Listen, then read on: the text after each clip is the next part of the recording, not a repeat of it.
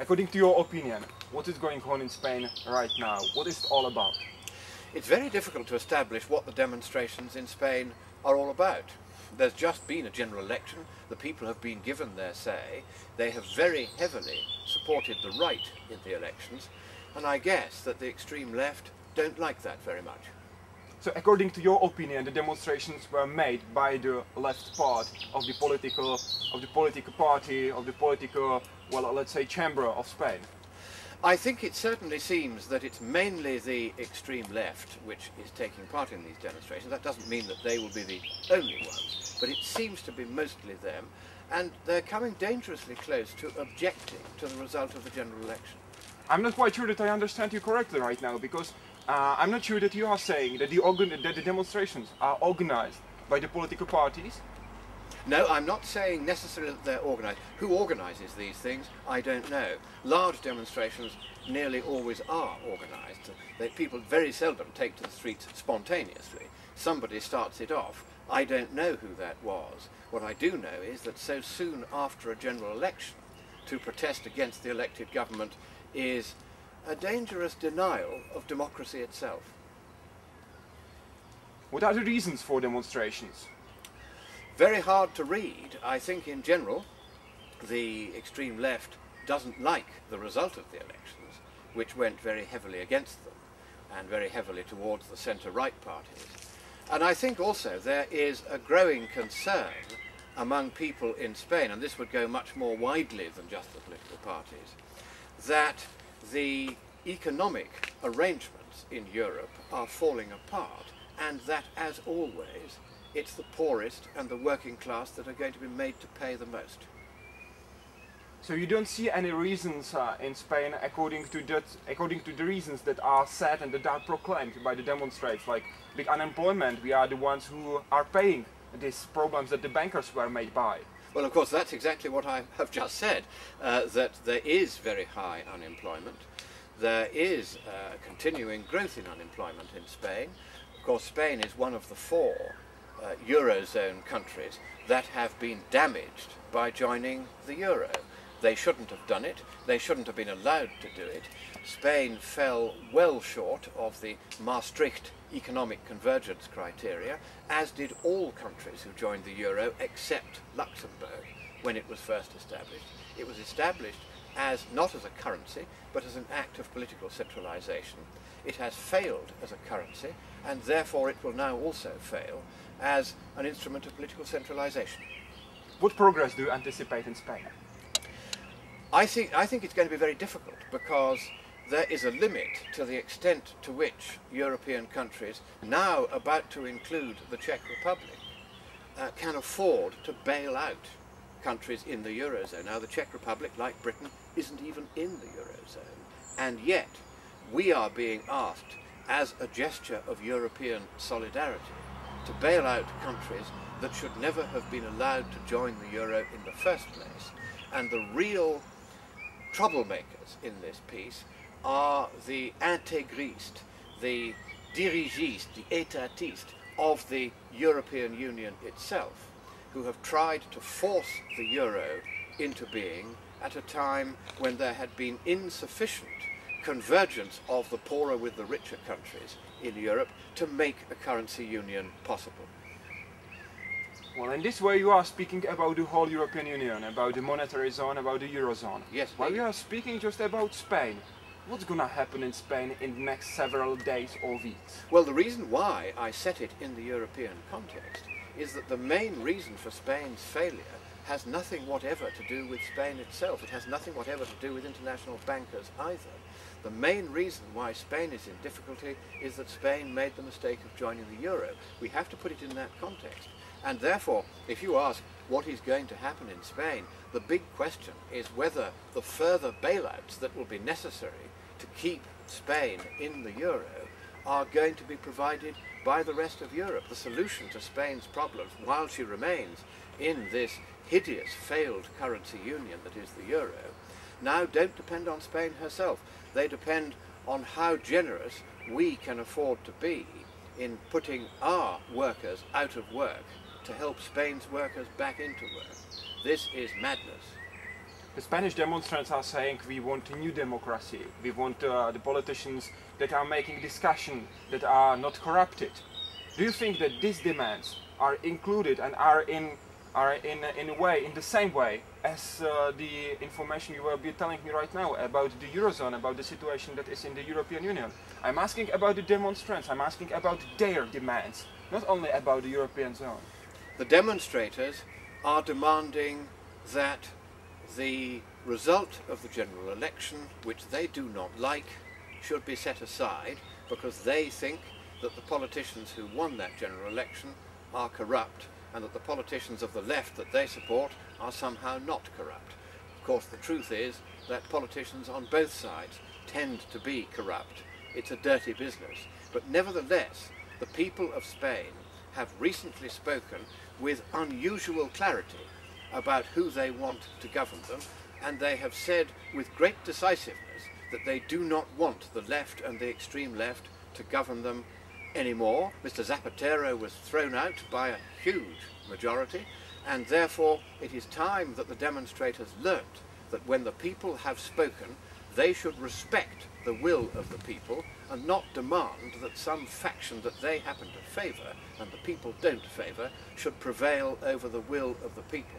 Democracy is government of the people, by the people, for the people, not government of some narrow totalitarian left-wing faction for some totalitarian narrow left-wing faction. The people are the ones who rule in a democracy, and there are many young people, not only in Spain but elsewhere in Europe, who have yet to learn that vital lesson. Here in the Czech Republic, you know it well. You lived under totalitarianism for several generations, and you threw that totalitarianism off by the actions of your young people only less than 20 years ago. So here in the Czech Republic, it is understood that that cross by the voter on the ballot paper is what matters. That is where the real power of government should always come from. Europe is the continent which invented democracy, and if Spain wishes to remain part of the continent which invented democracy and gave it its very name, then its young people who have been demonstrating effectively against democracy must go back to school and learn the lesson that we, the people, shall rule. Well, in this case I have a simple question. According to your opinion, is Spain under totalitarianism right now? Spain is, no, what I'm saying is exactly the opposite, that Spain at the moment has just had a free general election and has freely decided it wishes the centre-right and not the extreme left to govern it. I'm saying that it is the extreme left who are objecting to the result of a democratic general election because they wish a totalitarian regime to replace the freedom and prosperity and success that usually go with democracy. Now, of course, the European Union, under which we all have to struggle, is totalitarian, increasingly so. It is anti-democratic. The people who make the laws of Europe, which are the supreme laws in Spain as they are in the Czech Republic and in Britain for good or ill, are people whom we do not elect. Yes, there is a European Parliament, but that is a mere token fig leaf of democracy. It cannot even bring forward a bill, it cannot even propose legislation. That is not a real parliament. It has less power than the Duma of Tsar Nicholas II or the Congress of People's Deputies in the Soviet Union. We have to make the European Union as democratic as its individual countries are. Otherwise, totalitarianism will be reintroduced via the European Union just after we've got rid of it.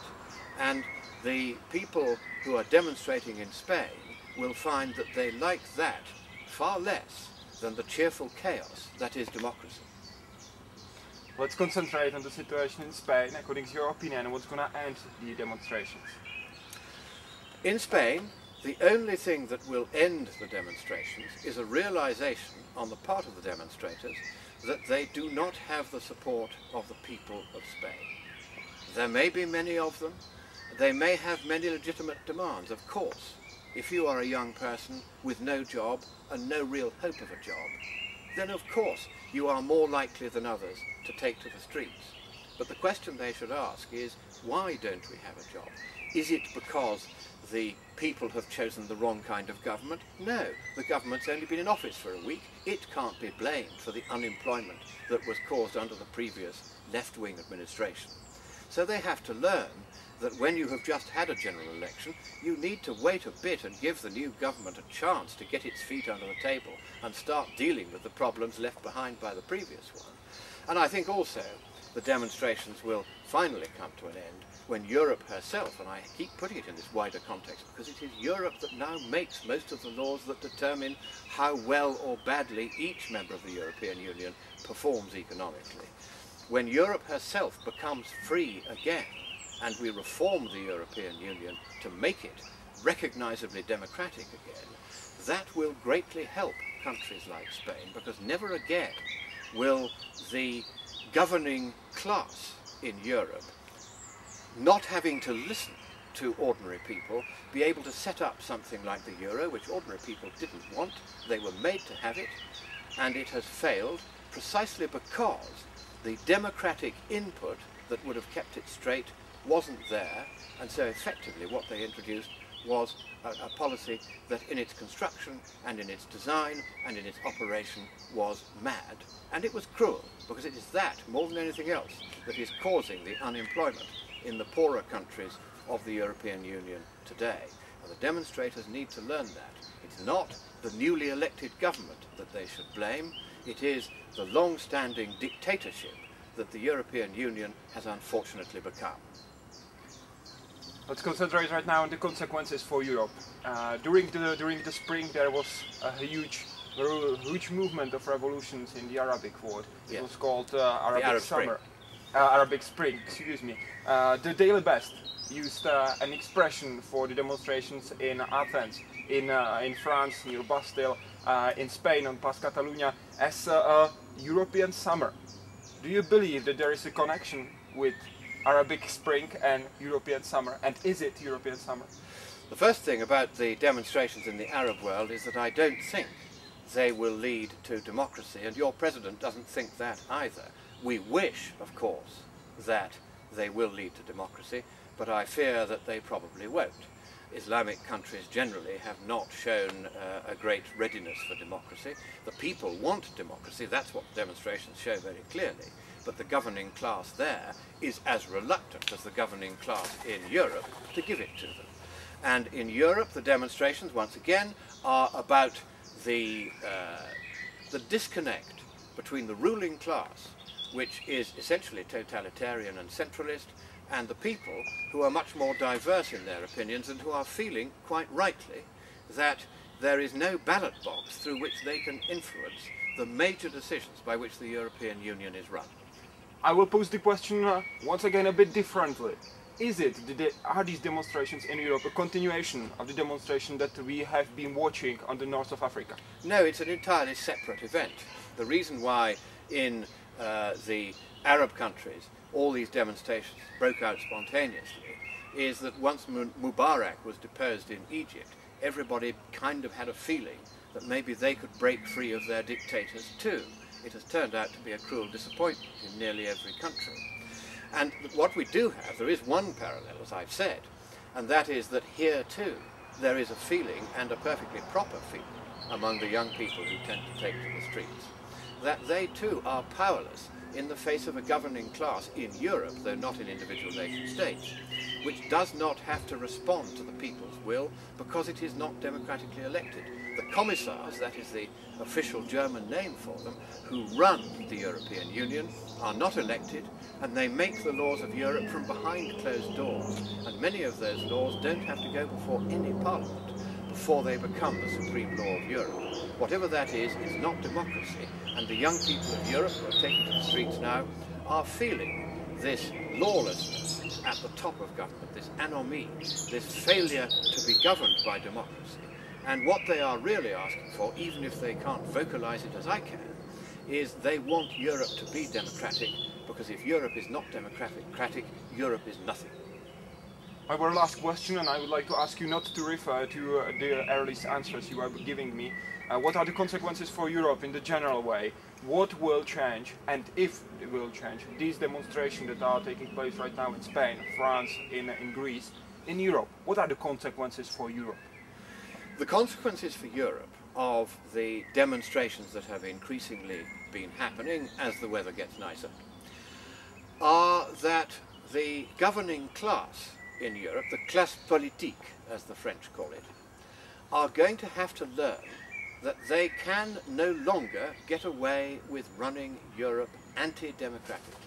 They are going to have to make sure that in future, if Europe is to have a supreme government as it has now, that supreme government should not be a Politburo of commissars as it now is. It should be an elected parliament which has the power to propose legislation, to consider it in detail in committee, to report back to the whole House, to decide that legislation, to amend it later or to repeal it at will. None of those powers is now in the hands of the European Parliament. Until the powers to make laws are firmly in the hands of only of those we elect, Europe is nothing. That's what the demonstrators are asking for. That's what I pray that they will get. Thank you very much indeed. Thank you. I'd like to